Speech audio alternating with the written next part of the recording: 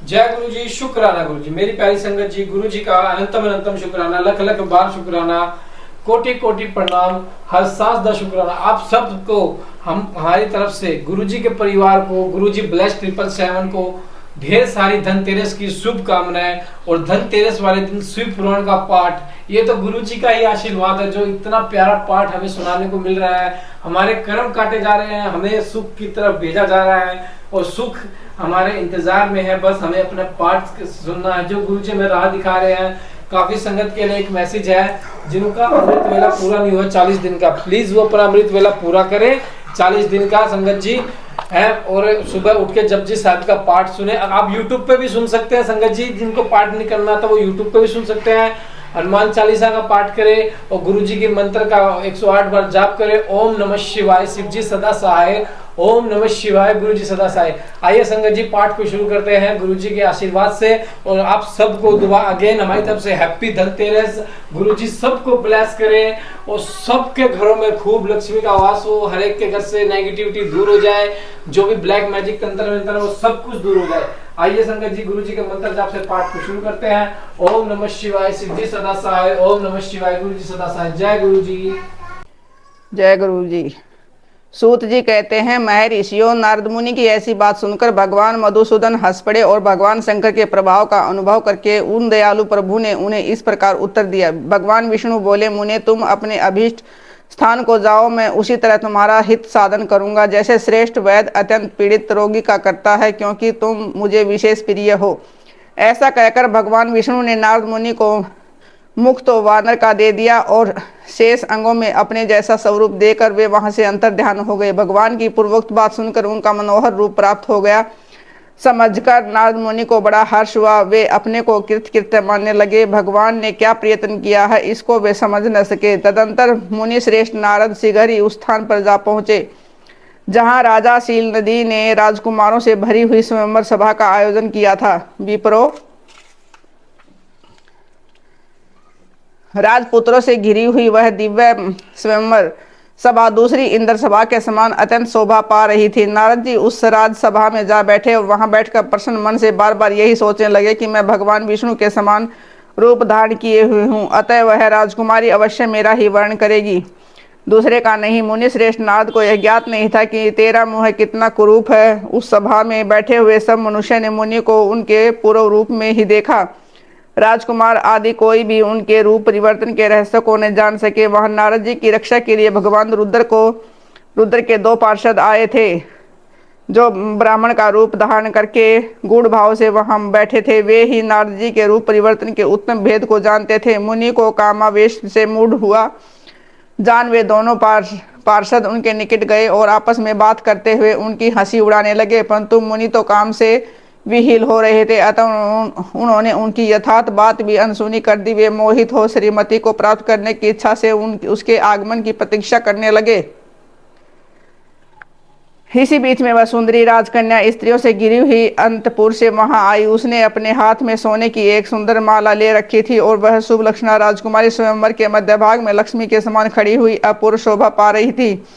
उत्तम व्रत का पालन करने वाली वह भूप कन्या माला हाथ में लेकर अपने मन के अनुरूप वर का अन्वेषण करती हुई सारी सभा में भ्रमण करने लगी। नारद मुनि का भगवान विष्णु के समान शरीर और वानर जैसा मुंह देखकर वह कुपित हो गई और उनकी ओर से दृष्टि हटाकर प्रसन्न मन से दूसरी ओर चली गई। स्वयंवर सभा में अपने मनोवांछित वर को ने देखकर वह भयभीत हो गई। राजकुमारी उस सभा के भीतर चुपचाप खड़ी रह गई। उसने किसी के गले में जयमाला नहीं डाली। इतने में ही राजा के समान वेशभूषा धारण किए भगवान विष्णु वहां आ पहुंचे। कहीं किन्हीं दूसरे लोगों ने उनको वहां नहीं देखा, केवल उसी कन्या की ही दृष्टि उन पर पड़ी। भगवान को देखते ही उस परम सुंदरी राजकुमारी का मुख प्रसन्नता से खिल उठा। उसने तत्काल ही उसके कंठ में वह माला पहना दी। राजकुमार का रूप धारण करने वाले भगवान विष्णु उस राजकुमारी को साथ लेकर तुरंत अदृश्य हो गए और अपने धाम में जा पहुंचे। इधर सब राजकुमार श्रीमती की ओर से निराश हो गए। नारद मुनि तो कामदेव वेदना से आतुर हो रहे थे, इसलिए वे अत्यंत विह्वल हो उठे। तब वे दोनों विपर रूपधारी ज्ञान विरासद रुद्रगण काम विह्वल नारद जी से उसी क्षण बोले। रुद्रगणों ने कहा कि हे नारद, हे मुने, तुम व्यर्थ ही काम से मोहित हो रहे हो और सौंदर्य के बल से राजकुमारी को पाना चाहते हो, अपना वानर के समान घृणित मुंह है तो देख लो। सूत जी कहते हैं, महर्षियों, उन रुद्र गुणों का वचन सुनकर नारद जी को बड़ा विस्मय हुआ। वे शिव की माया से मोहित थे। उन्होंने दर्पण में अपना मुंह देखा। वानर के समान अपना मुंह देख वे तुरंत ही क्रोध से जल उठे। माया से मोहित होने के कारण उन दोनों शिव गुणों को वहां शाप देते हुए बोले, अरे तुम दोनों ने मुझे ब्राह्मण का उपहास किया है, अतः तुम ब्राह्मण के वीर्य से उत्पन्न राक्षस हो जाओ। ब्राह्मण की संतान होने पर भी तुम्हारे आकार राक्षस के समान ही होंगे। इस प्रकार अपने लिए शाप सुनकर वे दोनों ज्ञानी शिरोमणि शिवगण मुनि को मोहित जानकर कुछ नहीं बोले। ब्राह्मणों, वे सदा सब घटनाओं में भगवान शिव की ही इच्छा मानते थे, अतः उदासीन भाव से अपने स्थान को चले गए और भगवान शिव की स्तुति करने लगे। नारद जी का भगवान विष्णु को क्रोध पूर्वक फटकारना और शाप देना, फिर माया के दूर हो जाने पर पश्चाताप पूर्वक भगवान के चरणों में गिरना और शुद्धि का उपाय पूछना तथा भगवान विष्णु का उन्हें समझा बुझाकर शिव का महात्म्य जानने के लिए ब्रह्मा जी के पास जाने का आदेश और शिव के भजन का उपदेश देना। सूत जी कहते हैं, महर्षियों, माया इच्छावश मोह निद्रा से जाग न सके वे मोहित नारद मुनि उन दोनों शिव गुणों को भगवान विष्णु के किए हुए कपट को यथोचित साप देकर ही भगवान शिव के याद करके मन में दुस्सह क्रोध लिए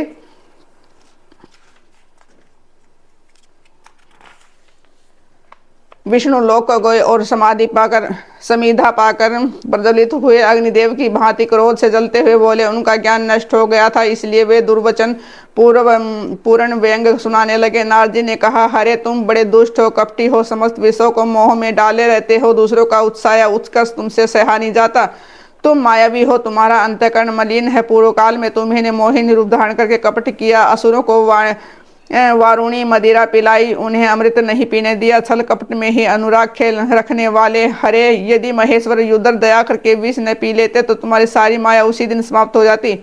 विष्णुदेव कपटपूर्ण चाल तुम्हें अधिक प्रिय है, तुम्हारा स्वभाव अच्छा नहीं है, तो भी भगवान शंकर ने तुम्हें स्वतंत्र बना दिया है।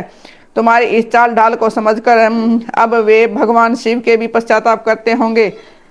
अपनी वाणी रूप वेद की प्रामाणिकता स्थापित करने वाले महादेव जी ने ब्राह्मण को सर्वोपरि बताया है। अरे, इस बात को जानकर आज मैं बलपूर्वक तुम्हें ऐसी सीख दूंगा कि जिसे तुम फिर कभी भी ऐसा कर्म नहीं कर सकोगे। अब तक तुम्हें किसी शक्तिशाली या तेजस्वी पुरुष से पाला नहीं पड़ा था,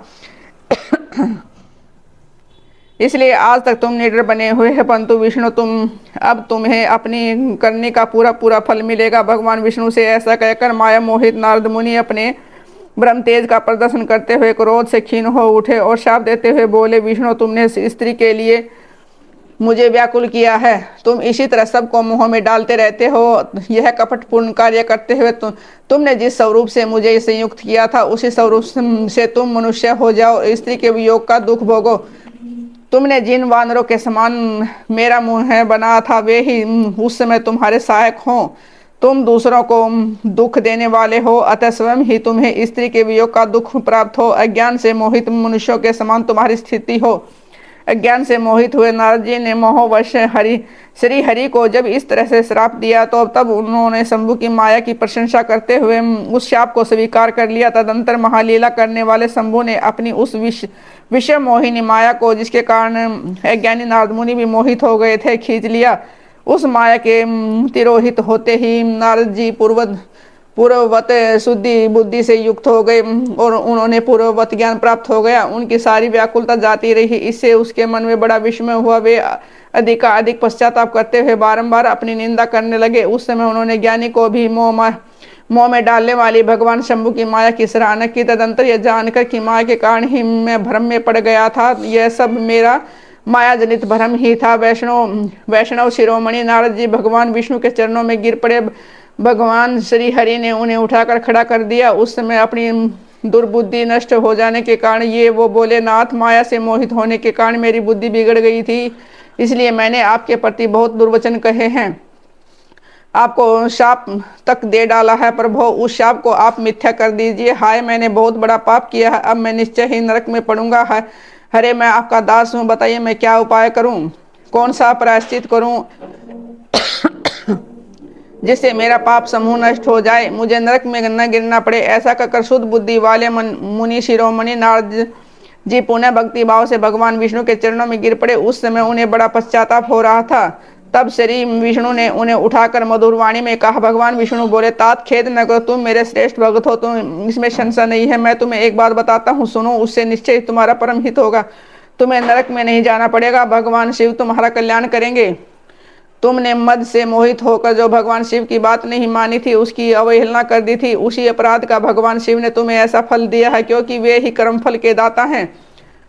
तुम अपने मन में दृढ़ निश्चय कर लो कि भगवान शिव ही की इच्छा से यह सब कुछ हुआ है। सबके स्वामी परमेश्वर शंकर ही गर्व को दूर करने वाले हैं। वे ही परम ब्रह्म परमात्मा है। उन्हीं का सच्ची दानंद रूप से बोध होता है। वे निर्गुण और निर्विकार हैं। सत्य, रज और तम इन तीनों गुणों से परे हैं। वे ही अपनी माया को लेकर ब्रह्मा, विष्णु और महेश इन तीनों रूपों में प्रकट होते हैं। निर्गुण और सगुण भी वही हैं। निर्गुण अवस्था में उन्हीं का नाम शिव है। वही ही परमात्मा, महेश्वर, परब्रह्म, अविनाशी, अनंत और महादेव आदि के नामों से जाने जाते हैं। उन्हीं की सेवा से ब्रह्मा जी जगत के श्रेष्ठा हुए हैं और तीनों लोकों का पालन करते हैं। वे स्वयं ही रुद्र रूप में सदा सबका संहार करते हैं। वे शिव रूप में सबके साक्षी हैं। माया से भिन्न और निर्गुण स्वतंत्र होने के कारण वे ही अपनी इच्छा के अनुसार चलते हैं। उनका विहार, आचार व्यवहार उत्तम है। वे भक्तों पर दया करने वाले। नारद मुनि, मैं तुम्हें एक सुंदर उपाय बताता हूँ, जो सुख, समस्त पापों का नाश और सदा भोग एवं मोक्ष देने वाला है। तुम उसे सुनो। अपने सारे संशयों को त्याग कर तुम भगवान शंकर के सुयश का ज्ञान करो और सदा अनन्य भाव से शिव के सत्य नाम स्तोत्र का पाठ करो। मुने, तुम निरंतर उन्हीं की उपासना और उन्हीं का भजन करो। उन्हीं के यश को सुनो और गाओ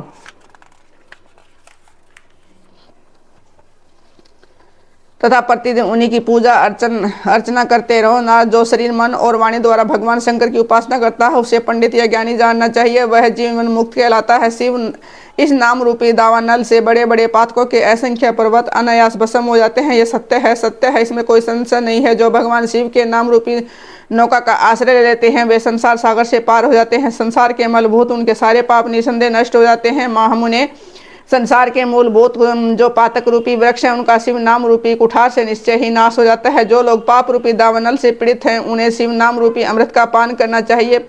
पाप दावा अग्नि से दग्ध होने वाले प्राणियों को उसके बिना शांति नहीं मिल सकती। संपूर्ण वेदों का अवलोकन करके पूर्ववर्ती विद्वान ने यही निश्चय किया है कि भगवान शिव की पूजा ही उत्कृष्ट साधन तथा जन्म मरण रूपी संसार बंधन के नाश का संशय है। आज से यत्न पूर्वक सावधान रहकर विधि विधान के साथ भक्ति भाव से नित्य निरंतर जगदम्बा पार्वती सहित महेश्वर सदाशिव का भजन करो। नित्य शिव की ही कथा सुनो और कहो। अत्यंत यत्न करके बारंबार शिव भक्तों का पूजन किया करो।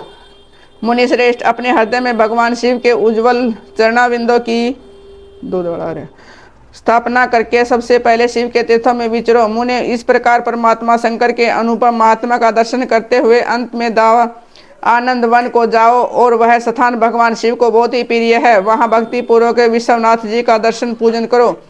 विशेषतः उनकी स्तुति वंदना करके तुम निर्विकल्प हो जाओगे। नारद जी, इसके बाद तुम्हें मेरी आज्ञा से भक्ति पूर्वक अपनी मनोरथ की सिद्धि के लिए निश्चय ही ब्रह्मलोक में जाना चाहिए। वहाँ अपने पिता ब्रह्मा जी की विशेष रूप से स्तुति वंदना करके तुम्हें प्रसन्नतापूर्वक हृदय से बारंबार शिव महिमा के विषय में प्रसन्न करना चाहिए। ब्रह्मा जी शिव भक्तों में श्रेष्ठ है। वे तुम्हें बड़ी प्रसन्नता के साथ भगवान शंकर का महात्म्य और सतनाम स्तोत्र सुनाएंगे। मुने, आज से तुम शिव आराधना में तत्पर रहने वाले शिव भक्त हो जाओ और विशेष रूप से मोक्ष के भागी बनो। भगवान शिव तुम्हारा कल्याण करेंगे। इस प्रकार पश्चिमती हुए भगवान विष्णु नारद मुनि को प्रेम पूर्वक उपदेश देकर श्री शिव का स्मरण, वंदन और सत्वन करके वहां से अंतर्ध्यान हो गए।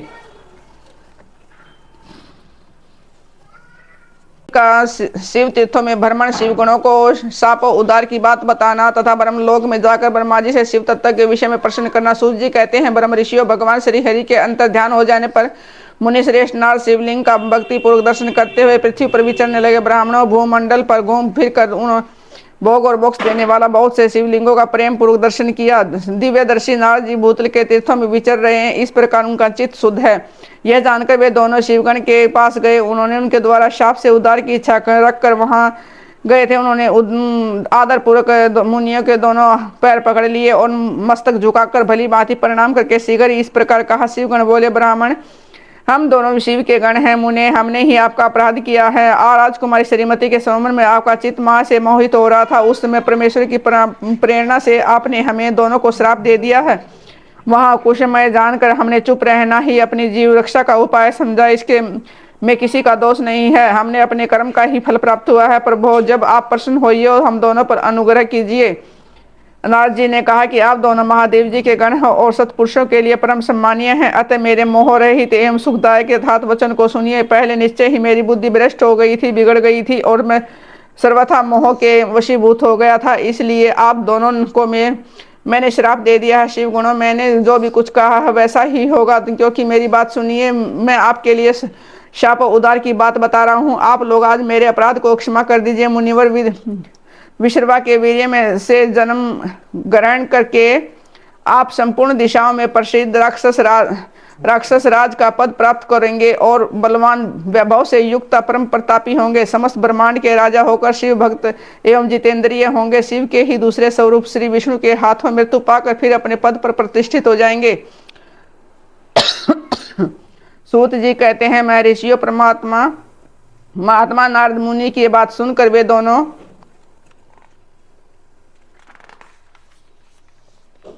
शिवगण प्रसन्न हो आनंद के साथ अपने स्थान को लौट गए। श्री नारद जी भी अत्यंत आनंदित हो अनन्य भाव से भगवान शिव का ध्यान तथा शिव तीर्थों का दर्शन करते हुए बारंबार भूमंडल में विचरने लगे। अंत में वे सबके ऊपर विराजमान शिव प्रिया काशीपुरी में गए, जो शिव रूपिणी एवं शिव को सुख देने वाली है। काशीपुरी का दर्शन करके नारद जी कृतार्थ हो गए। उन्होंने भगवान काशीनाथ का दर्शन किया और परम प्रेम एवं परमानंद से युक्त हो उनकी पूजा की। काशी का सानंद सेवन करके वे मुनि श्रेष्ठ कृतार्थ का अनुभव करने लगे और प्रेम से विह्वल उनका नमन वर्णन तथा समन करते हुए ब्रह्मलोक को गए। निरंतर शिव का समन करने से उनकी बुद्धि शुद्ध हो गई।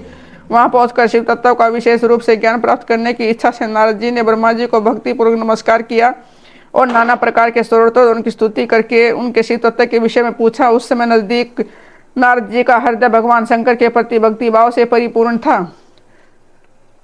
नारद जी बोले, ब्रह्मांड परम ब्रह्म परमात्मा के स्वरूप को जानने वाले पितामह जगत प्रभु, आपके कृपा प्रसाद से मैंने भगवान विष्णु के उत्तम महात्म्य का पूर्णतः ज्ञान प्राप्त किया है। भक्ति मार्ग, ज्ञान मार्ग, अत्यंत दुस्तर तपो मार्ग, दान मार्ग तथा तीर्थ मार्ग का भी वर्णन सुना है, परंतु शिव तत्व का ज्ञान मुझे अभी तक नहीं हुआ है। मैं भगवान शंकर की पूजा विधि को नहीं जानता है। अतः प्रभु आप कर्म से इन विषयों तथा भगवान शिव के विविध चित्रों को तथा उनके स्वरूप तत्व, पारकट्य, विवाह, गारस्थ, गृहस्थ धर्म सब मुझे बताइए। निष्पाप पिता में है, ये सब बातें और भी आवश्यक हैं, उन सब का आपको वर्णन करना चाहिए। प्रजानाथ शिव और शिवा के आविर्भाव एवं विवाह का प्रसंग विशेष रूप से कहिए तथा कार्तिकेय के जन्म की कथा भी मुझे सुनाइए। प्रभु पहले बहुत लोगों ने मुझे ये बातें सुनी है, किंतु तृप्त नहीं हो सका हूँ, इसलिए आपकी शरण में आया हूँ। आप मुझ पर दया कीजिए। अपने पुत्र नारद की यह बात सुनकर लोक पिता में ब्रह्मा वहां इस प्रकार बोले। जय गुरु जी, शुक्राना गुरु जी।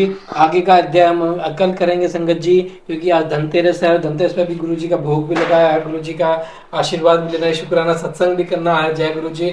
तो एक शुक्राना सत्संग मैं अभी शेयर करना चाहूँगा आपके साथ। हमारे घर का ये बहुत ही प्यारा शुक्राना सत्संग है गुरु जी के आशीर्वाद से।